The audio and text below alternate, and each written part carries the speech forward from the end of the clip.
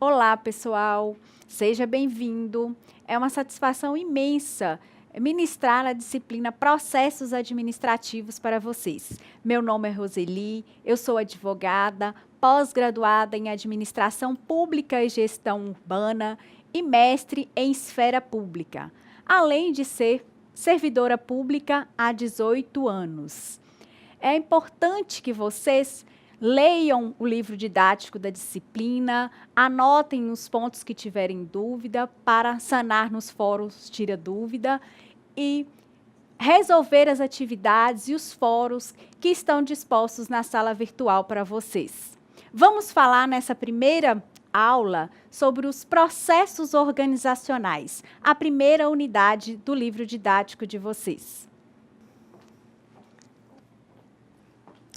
Para falar em processos organizacionais, temos que falar o que são processos. Mas o que são processos? Diversos autores definem o que são processos.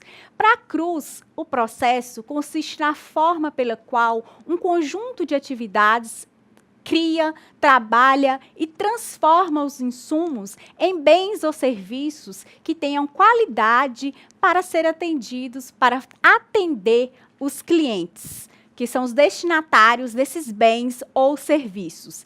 Essa definição, podemos dizer que ela é voltada para o cliente externo e para a qualidade. Já para Harrington, citado por Vilela, o processo ele consiste num grupo de tarefas que são interligadas logicamente e que elas utilizam recursos da própria organização para gerar os resultados almejados por aquela entidade. Essa é uma percepção mais abrangente e estratégica de processos. E conforme Humley e Breck, processo é uma série de etapas que são criadas para produzir um bem ou serviço. Então, esse conceito é um conceito mais simplificado e objetivo de processo. Daí percebemos que vários autores definem processo, mas a definição, o conceito gira em torno de alguns elementos, que consiste em produzir, através de etapas desenvolvidas, bens e serviços que serão destinados aos clientes.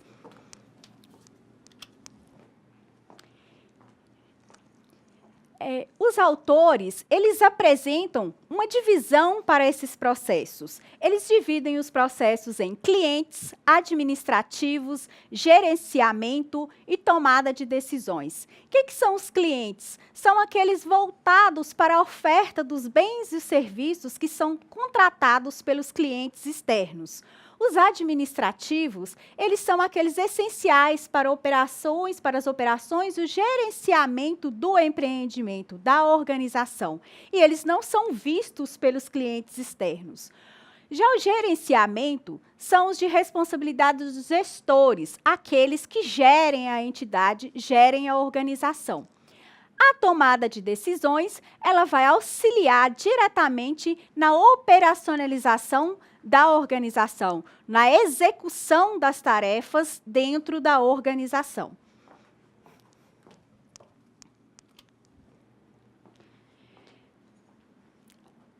Como já ressaltado, existem múltiplas definições e variadas definições para processo, mas elas preservam os elementos específicos, que são essas etapas que são desenvolvidas para proporcionar, para produzir bens ou prestar serviços aos clientes.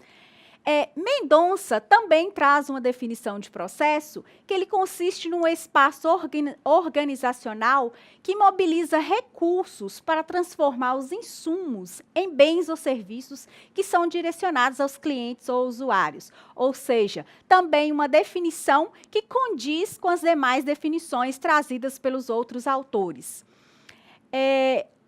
Percebe-se, com essa definição de processos, percebe a necessidade da execução de processos na esfera de atuação da gestão pública. Como estamos num curso de pós-graduação em gestão municipal, que se trata da gestão pública, é fundamental prestarmos atenção nesse ponto. Há necessidade de execução de processos na esfera de atuação da gestão pública, por exemplo, nos serviços, na gestão dos serviços de saúde. Para prestar um serviço de saúde, a gestão pública necessita de diversos órgãos, de diversos departamentos, de ação de diversos departamentos, para que esse serviço seja prestado para a população que é destinatária do serviço de saúde, do serviço público.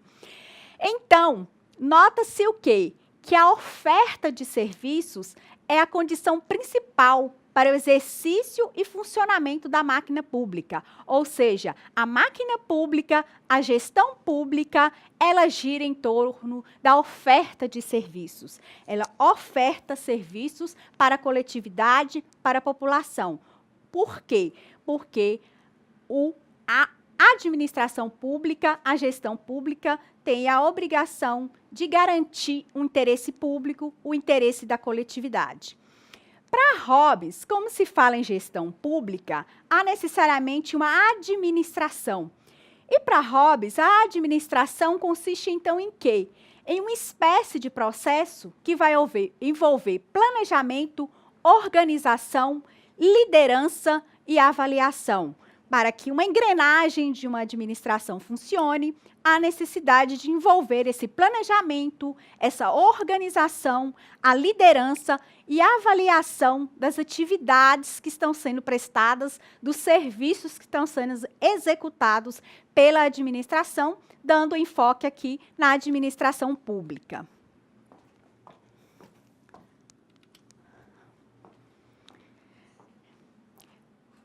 Para Hobbes, esse modelo consiste na abstração da realidade. Então, uma representação simplificada de um fenômeno do mundo real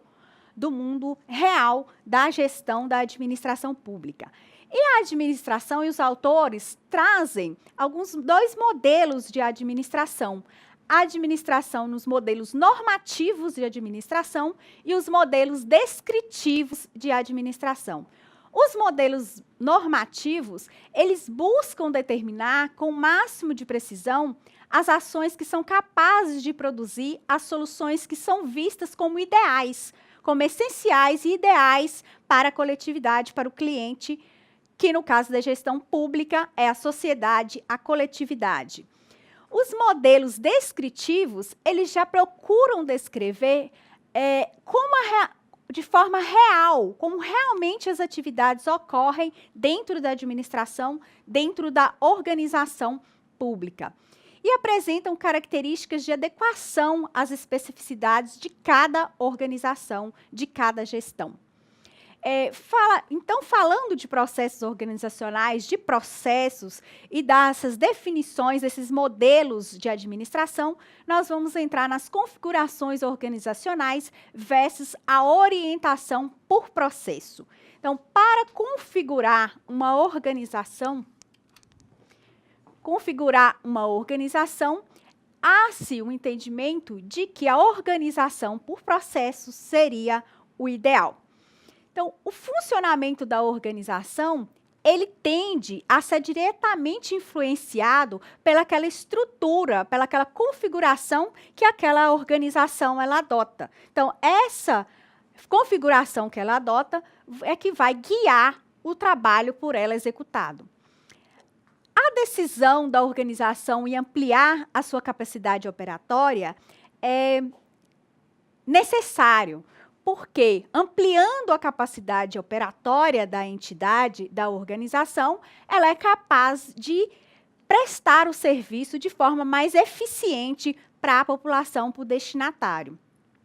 Então, com essa ampliação da capacidade operatória da organização, o objetivo é oferecer, num curto prazo, algum tipo de benefício que ele possa ser de forma facilmente identificado e mensurado, tanto pela organização, pela gestão organizacional, quanto pelos destinatários desses serviços. Leavitt propôs um modelo, o modelo de organização ancorado por 4 variáveis. Uma das variáveis é o contexto de tarefas, os processos. Aqui se trata dos processos administrativos e operatórios, que eles representam a essência de uma organização, através das atividades, da execução das atividades primárias e secundárias da entidade. Aqui, a transformação dos insumos em bens e serviços que serão destinados aos clientes.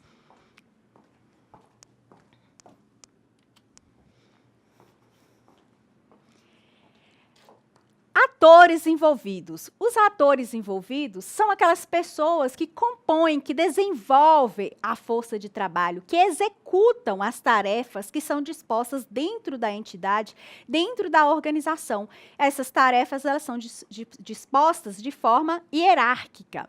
Então, essas pessoas, esses atores envolvidos, é quem executa as atividades dentro da organização.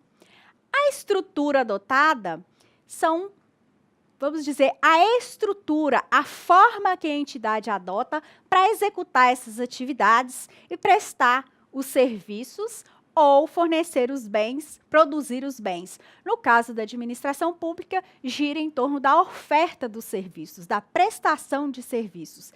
E os fatores orientados por processo têm sido a forma vista como aquela que apresenta melhores resultados. Ele vem influenciando para a obtenção de melhores resultados dentro da organização, dentro da entidade, seja ela privada ou pública. A tecnologia disponíveis são as tecnologias que são representadas por um conjunto de artefatos, de meios, que têm a capacidade de resolver diretamente os problemas, que mais comumente os computadores. Então, a entidade, a organização, ela precisa de equipamentos como os computadores para desenvolver as suas atividades, executar os seus serviços. Então, os atores envolvidos precisam de uma estrutura adotada para sua orientação para desenvolver as atividades e de uma tecnologia disponível para que ele possa executar essas atividades.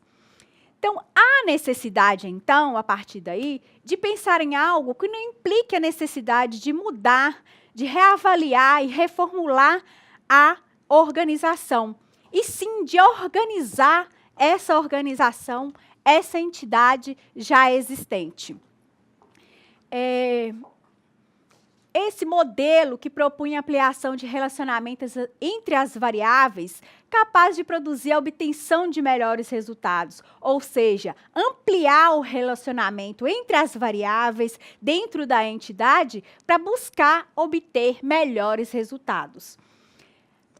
As fontes básicas que envolvem o gerenciamento da força de trabalho. O que é a força de trabalho? A força de trabalho é necessária dentro da organização, dentro da entidade, para que o trabalho seja executado.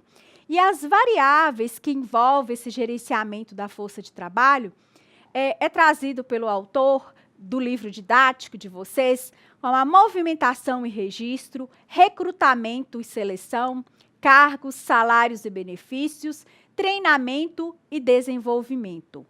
Essas etapas, elas são perceptíveis quando se fala em organizações públicas. Por quê? Porque, por exemplo, nos processos de contratação de pessoas, de servidores dentro de uma entidade, há elaboração, aprovação e divulgação de editais para a seleção desses servidores. Esses servidores, serão recrutados através dessa seleção, serão selecionados através desse processo. E para exercer cargos, e desses cargos receberão salários e benefícios.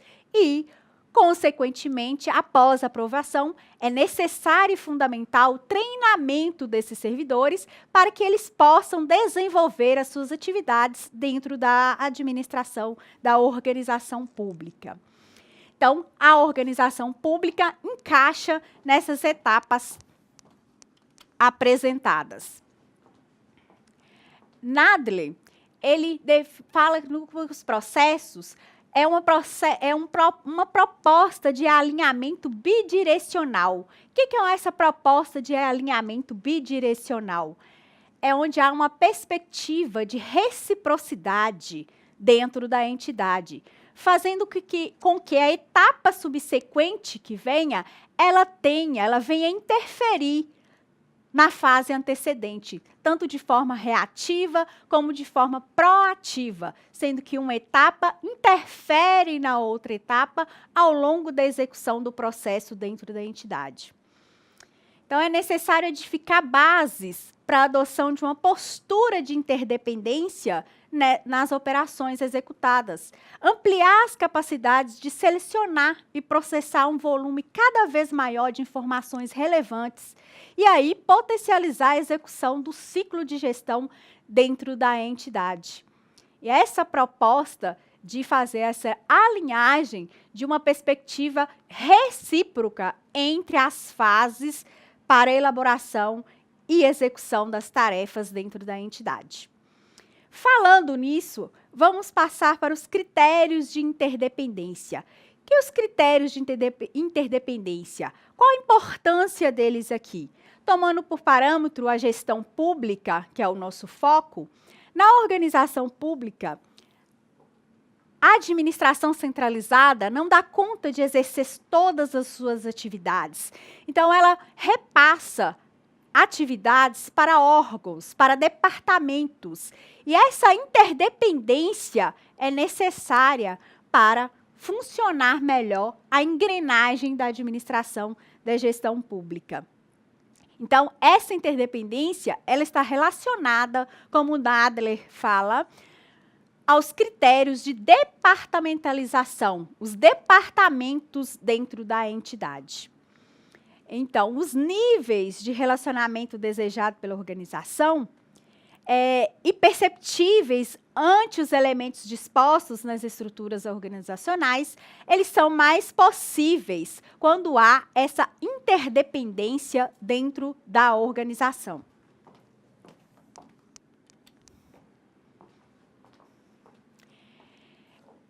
E aí, são trazidas as formas de organização interna, dado destaque às formas de organização interna. Por quê? Porque a forma, como já ressaltado, a forma de organização dentro de uma entidade, dentro da gestão pública ou da gestão privada, mas ressaltando novamente o foco na gestão pública, na entidade pública, essa organização interna, ela vai possibilitar a garantia de uma maior eficiência na prestação de serviço. E ela vai potencializar o grau de interdependência entre os órgãos de uma mesma estrutura organizacional. E isso pode colaborar para a otimização do processo de gestão, colaborar para os resultados a serem alcançados por essa entidade. Então, com isso, com esse aumento de interdependência entre os órgãos, entre os departamentos, isso amplia a probabilidade de sucesso na implementação de uma composição de ordem estrutural dentro de uma organização. Falando em interdependência, são trazidos alguns tipos de interdependência. A interdependência de fundo comum. O que é a interdependência de fundo comum?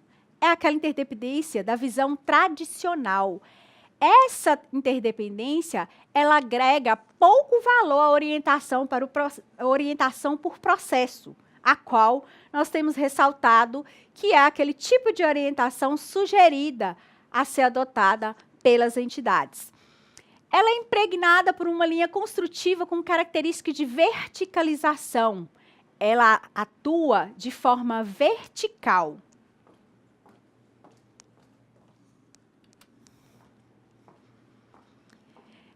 E, assim, ela não favorece a obtenção de ampliação da visibilidade sobre a dinâmica da organização como um todo. São olhados como etapas fragmentadas e não a dinâmica de organização como um todo, como deve ser observado. O processo decisório dessas entidades que adotam a interdependência comum possui características de centralização, ou seja, as decisões estão centralizadas na mão de uma única pessoa. Os aspectos internos de cada unidade, em detrimento da percepção de que a organização é algo bem mais complexo, O que significa isso? Que os aspectos internos da unidade, ela esquece de avaliar como um todo, que é algo bem mais complexo do que apenas aquelas decisões fragmentadas e separadas, sem olhar a entidade como um todo.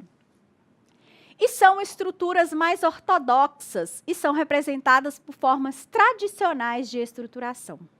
O traço comum e marcante desse tipo de interdependência é a noção de rigidez administrativa, rígida, inflexibilidade, predomina aqui a inflexibilidade. Então, são modelos de gestão top-down, que significa orientação vertical, verticalizada. São as mais comumente adotadas pelas administrações, pela administração tradicional.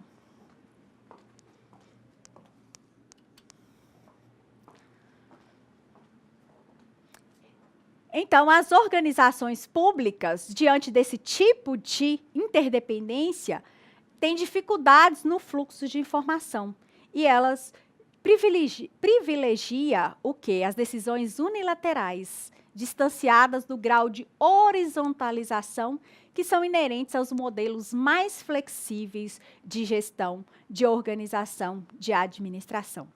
A outra interdependência é a interdependência de fundo sequencial, que já é a visão contemporânea. Nessa, traz um caráter de horizontalidade, de consecutividade nos tratamentos dos processos, dos dados e das informações correlatas dentro da organização. Então, ela representa um avanço, mas ainda peca. Por quê? Porque inexiste aqui a reciprocidade entre os processos. Há uma consecutividade no tratamento dos processos, nas etapas, mas ainda inexiste a reciprocidade entre esses processos. E ela favorece os sistemas de trabalho de alto desempenho, que é uma forma organizacional que ela reúne o trabalho, as pessoas que transformam esse trabalho para poder executar a atividade organizacional. Além de reunir o trabalho, as pessoas que desenvolvem o trabalho, utiliza a tecnologia e as informações de forma que venha otimizar essas informações e possibilitar a melhoria do desempenho em termos de respostas eficientes aos clientes. E a interdependência de fundo recíproca. Essa interdependência de fundo recíproca, ela tende a favorecer o desenvolvimento de novas possibilidades de orientação por processo. Que aqui os relacionamentos por processos, entre os processos, eles tendem a ocorrer de forma mais colaborativa, de forma mais harmoniosa. Então, há a adoção aqui de um nível de hierarquia horizontal. A horizontalidade predomina aqui nesse tipo de interdependência de fundo recíproca.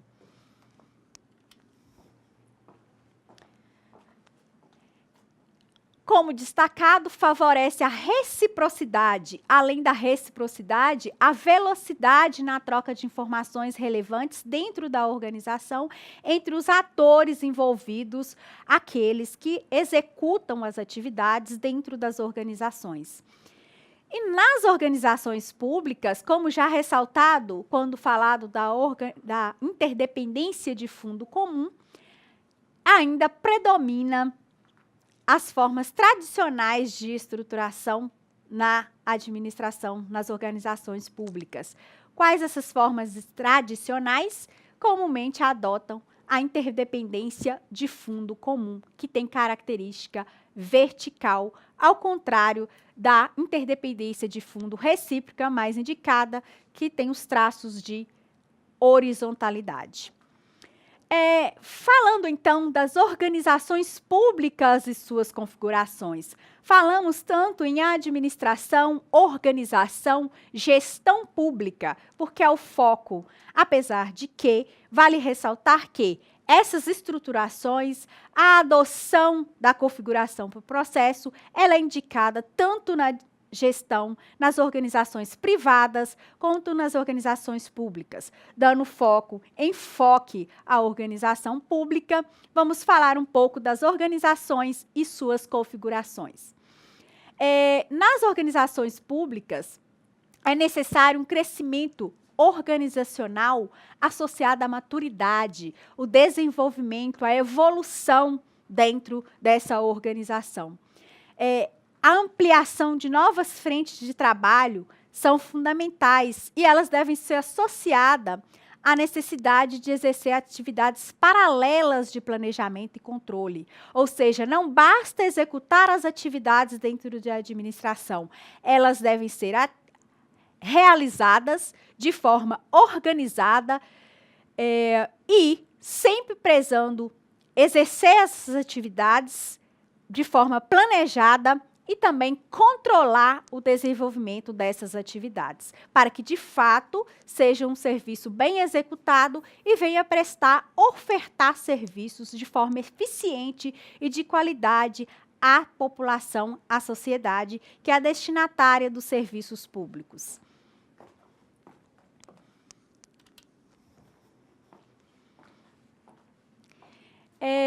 Essas organizações tendem a realizar mudanças nas suas estruturas. E essas mudanças nas estruturas das organizações, elas são necessárias devido a esses diversos fatores. E Mitzberg divide as organizações em 5 componentes básicos. Quais são esses componentes? A cúpula estratégica. O que é a cúpula estratégica, segundo o autor? É o ápice estratégico, ou seja, é o local da organização onde vai centralizar, onde vai concentrar as pessoas que têm a responsabilidade diretamente relacionada com a gestão. São os presidentes, os vice-presidentes, diretores, superintendentes. E no âmbito da gestão pública, pode-se dar como exemplo os conselhos municipais que existem na administração, na gestão municipal, como exemplo do foco no município. A técnico-estrutura, que são os analistas e seu staff de apoio, ou seja, eles atuam de forma técnica, atuam tecnicamente como suporte no desempenho dessas atividades, na prestação desses serviços públicos.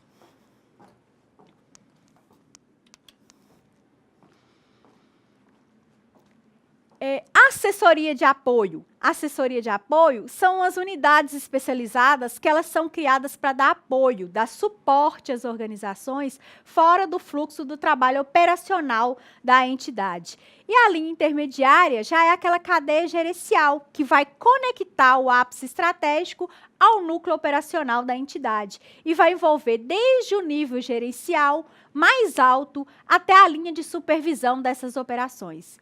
E o núcleo operacional traz as equipes operatórias que vão perfazer, vão realizar o trabalho básico, que é relacionado diretamente com a oferta de bens e serviços que são prestados pela organização, pela entidade.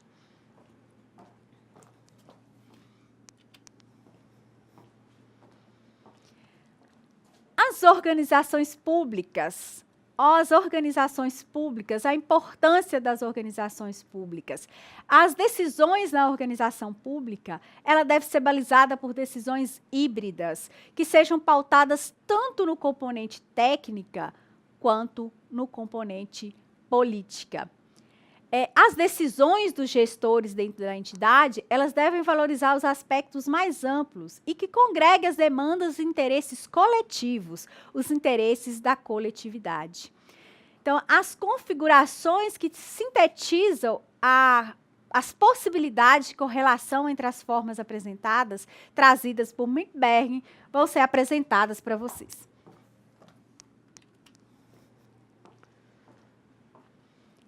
A estrutura informal e inflexível, ou seja, o gestor ele tem controle total sobre as ações executadas quando há uma estrutura informal e inflexível.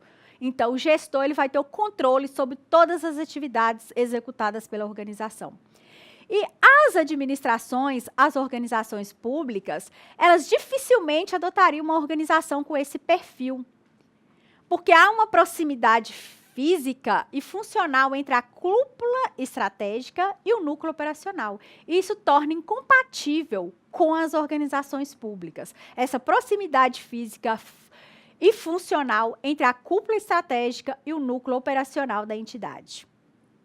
Então, as estruturas simples. O que são essas estruturas simples? Nas estruturas simples, há doses maciças de supervisão direta sobre as operações que são desenvolvidas pelas entidades. Há uma configuração empreendedora voltada para as organizações mais simples e organizações de pequeno porte, que têm uma estrutura formal e inflexível. Então, o gestor vai ter controle sobre todas as ações aqui executadas. E a burocracia mecanizada, na burocracia mecanizada, há uma influência do modelo industrial, o que não é indicado para adoção nas organizações públicas.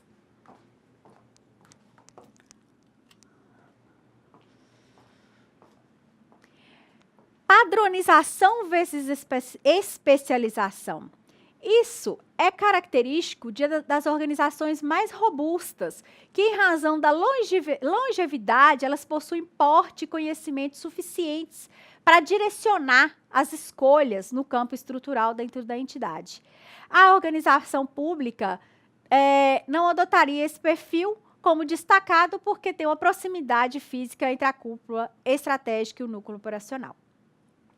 As organizações públicas são organismos eminentemente políticos. Esse eminentemente políticos é que não deve prevalecer.